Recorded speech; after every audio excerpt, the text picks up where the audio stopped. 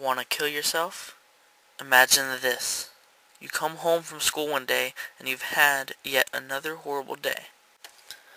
You're just ready to give up, so you end up deciding to go to your room, close the door, and take out that suicide note you've written and rewritten over and over and over. You take out those razor blades and cut for the very last time. You grab that bottle of pills and take them all, laying down, holding the letter to your chest. You close your eyes for the very last time. A few hours later, your little brother knocks on your door to come tell you dinner's ready. You don't answer, so he walks in. All he sees is you laying on your bed, so he thinks you're asleep. He tells your mom this. Your mom goes to your room to wake you up. She notices something is odd. She grabs the paper in your hand and reads it. Sobbing, she tries to wake you up. She's screaming your name. Your brother, so confused, runs to go tell Dad that Mommy is crying and Sissy won't wake up. Your dad runs to your room. He looks at your mom crying, holding the letter to her chest, sitting next to your lifeless body. It hits him. What's going on? And he screams. He screams and throws something at the wall. And then, falling to his knees, he starts to cry. Your mom crawls over to him, and they sit there, holding each other, crying. The next day at school, there's an announcement. The principal tells everyone about your suicide. It takes a few seconds for it to sink in, and once it does, everyone goes silent. Everyone blames themselves. Your teachers think they were too hard on you. Those mean popular girls, they think all of the things they've said to you. That boy used to tease you and call you names. He can't help but hate himself for never telling you how beautiful you really are. Your ex-boyfriend, the one that you told everything to, that broke up with you, he can't handle it. He breaks down and starts crying and runs out of the school. Your friends, they're sobbing too, wondering how they could never see that anything was wrong, wishing they could have helped you before it was too late.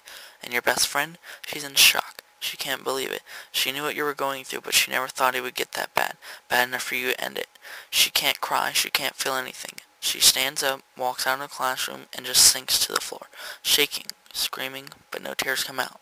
It's a few days later, at your funeral, the whole town came.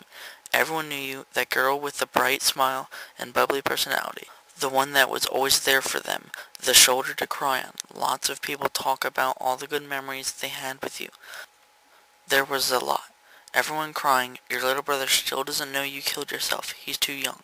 Your parents just said you died. It hurts him a lot. You're his big sister. You were supposed to always be there for him. Your best friend, she stays strong through the entire service, but as soon as they start lowering your casket into the ground, she just loses it. She cries and doesn't stop for days. It's 2 years later. The whole school talks to a counselor therapist at least once a week. Your teachers all quit their job. Those mean girls have eating disorders now. That boy that used to tease you cuts himself. Your ex-boyfriend doesn't know how to love anymore and just sleeps around with other girls. Your friends all go into depression. Your best friend, she tried to kill herself. She didn't succeed like you did, but she tried. Your brother, he finally found out the truth about your death. He self-harms. He cries at night. He does exactly what you did for years leading up to your suicide. Your parents, their marriage fell apart. Your dad became a workaholic to distract himself from your death. Your mom got diagnosed with depression and just lays in bed all day.